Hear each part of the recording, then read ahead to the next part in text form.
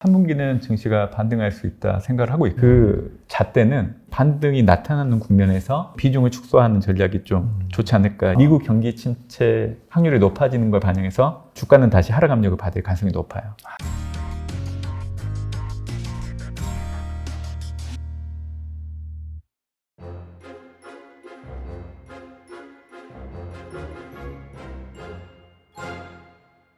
제가 이제 팀장님 좋은 말씀 많이 해주셨는데 두 가지 좀 궁금증이 있어서 하나 좀 말씀을 드려보면, 첫 번째는 이게 사실 그 6월달 CPI가 발표되는 7월 초, 이게 이제 그 7월 FOMC의 기준금리 인상의 그 스텝을 결정짓는 중요한 부분이라고 말씀하셨잖아요. 근데 그 최근에 유가라든지 사실 소매 가격 같은 경우에도 선물 가격 보니까 정말 높을 때는 막 1200달러? 그 이상까지 가기도 했는데 최근에 한 900달러대까지 낮아지고 있고 유가도 많이 낮아지고 있단 말이에요. 근데 이 상태가 물론 이제 6월달이 한 10일 좀 안 남았네요. 일주일 정도 남았는데 좀 낮아지면은 약간 좀 긍정적일 수도 있겠네요. 그렇죠. 그렇기 때문에 저는 3분기는 증시가 반등할 수 있다 생각을 하고 있고 그 잣대는 13일날 발표되는 7월 13일날 발표되는 미국의 6월 소비자 물가 결과에 따라서 좌우된다 생각을 하고 있고요. 저는 물가는 이미 4월달부터 물가가 앞으로 증가율이 떨어질 수 있다는 그런 시그널들이 나타나고 있었어요. 그러다가 갑자기 5월 소비자 물가의 헤드라인, 사실 연준은 PC 물가를 더 중시하게 되는데 시장은 헤드라인 소비자 물가가 전년 동월 대비 예상치와 전월치를 상회하다 보니까 하들짝 놀라버린 거죠. 그만큼 이제 심리가 너무 위축되어 있기 때문에 영향을 받았다고 좀 보고 있고요. 제가 이렇게 얘기를 드릴 때 아마 이제 제가 준비해온 차트들도 있는데 지금은 차트를 보면서 얘기 드리면 하반기 때 좀 물가가 떨어질 수 있다는 시그널에 대해서 어느 정도 감을 잡을 수 있을 것 같아요. 일단 얘기는 해주셨지만 이 유가가 떨어지는 게 되게 중요해요. 그래서 지금 차트 상단 왼쪽에 보시면 유가랑 기대 인플레이션을 좀 그려놓은 차트가 있을 거예요. 근데 보시는 것처럼 유가가 떨어지게 되면 기대 인플레이션율 자체도 떨어지거든요. 근데 지금 현재 6월달 국제 유가는 하락하고 있잖아요. 맞아요. 그러면 이 하락하고 있는 부분들은 6월 소비자 물가에 반영이 된다는 거죠. 그러니까 6월 소비자 물가가 제 예상이긴 하는데 전년 동월 대비로 보면 사실 증가율이 떨어질 가능성이 좀 있다 저는 예상을 하고 있고요. 작년에 사실 물가가 올라갔는데 주범이 중고차 가격이었어요. 맞아요. 지금 보시는 차트 상단에 오른쪽에 보시면 미국의 중고차 그리고 신차 가격 추이를 같이 그려놓았는데 파란색 부분이 중고차 가격 추이를 나타내는 건데 보시는 것처럼 고점에서 급락세로 전환된 지가 꽤 오래됐어요. 그러니까 결국 중고차 가격들도 올해 물가가 올라가는데 주요한 요인이 될 수 없다는 거 좀 얘기 드리고 싶고요. 그리고 해상 운임, 작년에 이제 운임들이 올라가다 보니까 물동량에 따른 어떤 물가가 올라가는 요인들도 분명히 있었어요. 지금 보시는 하단에 맨 왼쪽에 있는 차트는 우리가 보통 글로벌 해상 운임을 얘기할 때 BDI, CCFI, 벌크 컨테이너 운임 지수 이렇게 많이 보잖아요. 컨테이너 운임 지수가 되게 중요해요. 중국과 미국 사이에 오가는 물동량의 운임들이 올해 들어서 사실은 하락하고 있거든요. 그러니까 작년에 물가를 올렸던 대부분의 요인들의 가격 지수가 떨어지고 있는 상황이기 때문에 작년같이 올해 물가가 계속 고공행진하는 모습이 나타나기는 어렵다는 거죠. 그래서 실제적으로 지금 보시는 하단의 중앙 정도에 보시면 제가 이제 글로벌 인플레이션율하고 중국의 생산자 물가 지수 그리고 중국의 소비자 물가를 같이 그려놓았는데 제가 이 차트를 같이 그려놓은 이유는 중국의 생산자 물가 지수는 이미 고점을 형성하고 떨어진 지가 작년부터 나타나고 있었거든요. 그러다 보니까 글로벌 인플레이션율 자체가 더 올라가고 싶어도 상승이 제한되고 있는 상황이에요. 그래서 중국의 생산자 물가 지수가 떨어지고 있는 상황이 글로벌 인플레이션율 전체를 놓고 봤을 때는 좀 중요한 지표라고 이렇게 좀 봐주시면 좋을 것 같고 마지막으로 하단에 이제 맨 오른쪽에 보시면 뉴욕 연은이 지금 현재 글로벌 공급망 압력 지수라는 거를 올해 1월 달부터 처음으로 발표를 하고 있는데 글로벌 올해 들어서 떨어지고 있고요. 국가별로도 발표를 해요. 수시로. 그래서 미국과 중국을 놓고 온다고 하면 올해 들어서 감소를 하고 있는 부분들이 있기 때문에 연준은 올해 계속 물가는 잡힐 거라는 생각을 가지고 있어요.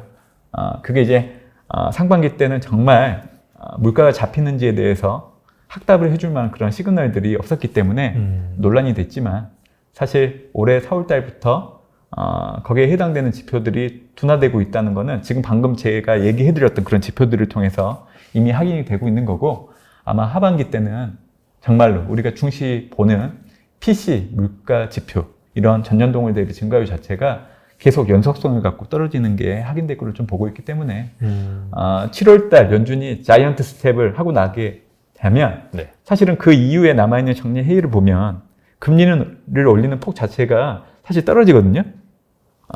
이제 9월 달에 50bp, 저는 이제 11월, 12월에는 25bp.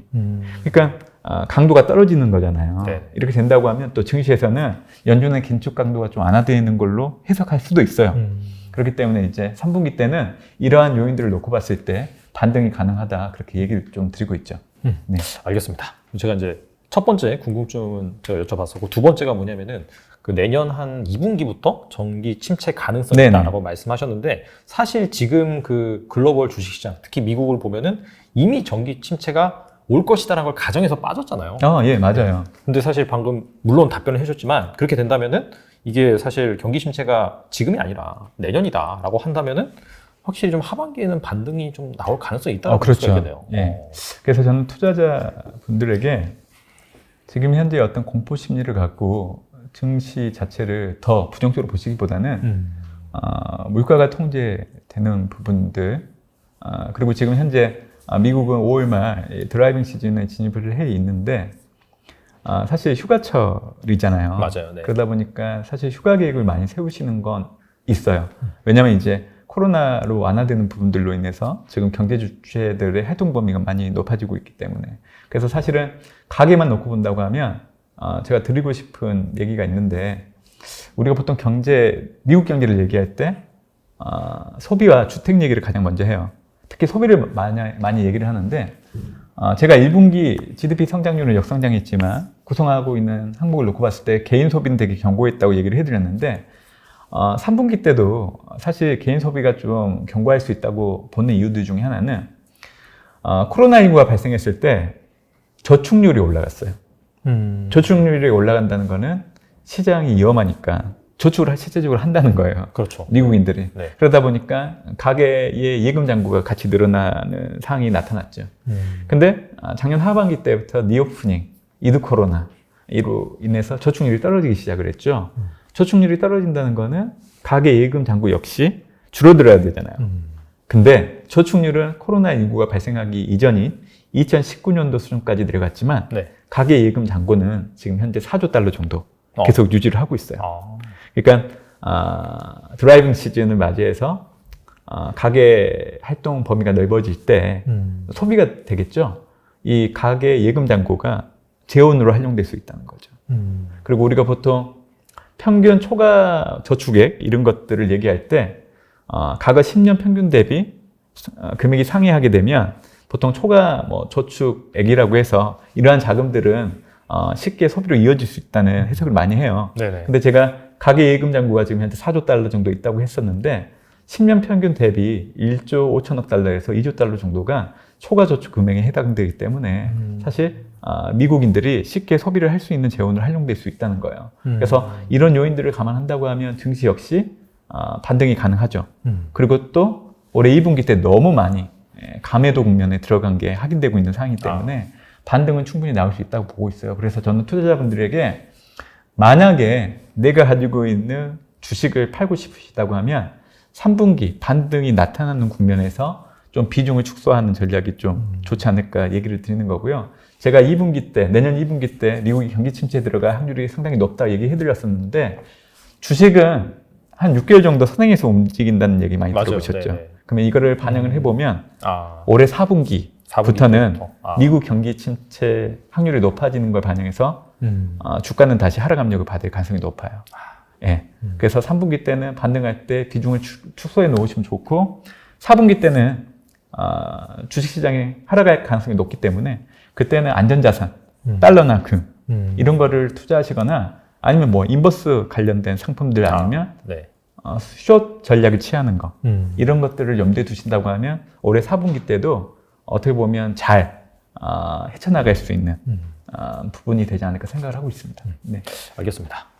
근데 뭐 이렇게 팀장님 의견에 뭐 이렇게 약간 뭐 반발하고 아니. 최근에 약간 좀 이제 네. 그 전반적으로 시장이 많이 빠지다 보니까 네. 뭐 월가에서도 네. 뭐 사실 약세장에 진입을 했다. 네. 약간 반등이 나오더라도 데드캣 바운스다. 맞습니다. 그렇죠. 공양이가 떨어져가지고 잠깐 이게 튀어오르는 걸 가지고 데드캣 바운스라고 맞습니다. 하는데 특히나 이제 그 뱅크 오브 아메리카에서 이런 얘기를 했더라고요. 최근에 그 S&P 500 지수의 저점이 한 3,000 정도 될 것이다. 그래서 이런 얘기를 했더라고요. 그러니까 뭐 한 3,600 정도면은 조금 사도 되고 3,300 정도면은 꽤 많이 사도 되고 네. 3,000은 바닥이다. 네. 그런 얘기를 했는데 사실 또 이런 걸 보면은 네. 약간 좀 투자자들이 무섭잖아요. 또 무섭죠. 월가에서 또 나온 전망이고 네. 하니까 네. 여기에 대해서 어떻게 보세요? 네. 예측하는 분들마다 변수를 바라보는 어떤 강도에 따라서 네.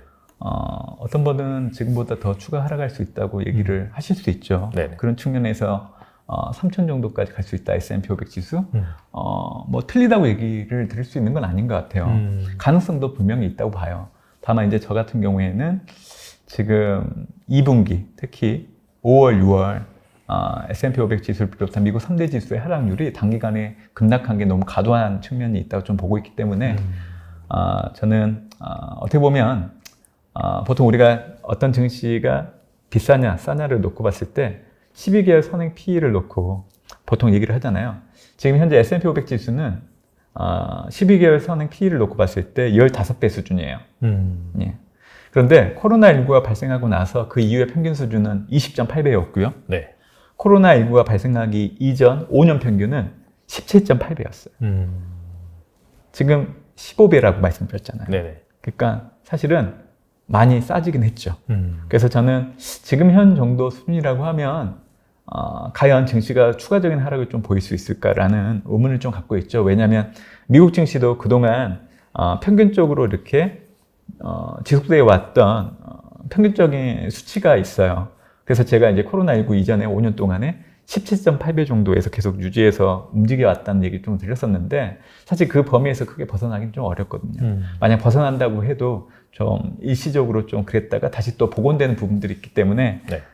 저는 현재 수준이라고 하면 사실 미국 증시가 올해 남아있는 하반기를 놓고 봤을 때는 지금이 그래도 가장 하단에 위치해 있을 가능성이 높다고 그렇게 좀 보고 있는 거고 네. 제가 계속 말씀드렸지만 저는 3분기 때 좀 반등을 염두에 두고 있는 부분들이 있어요.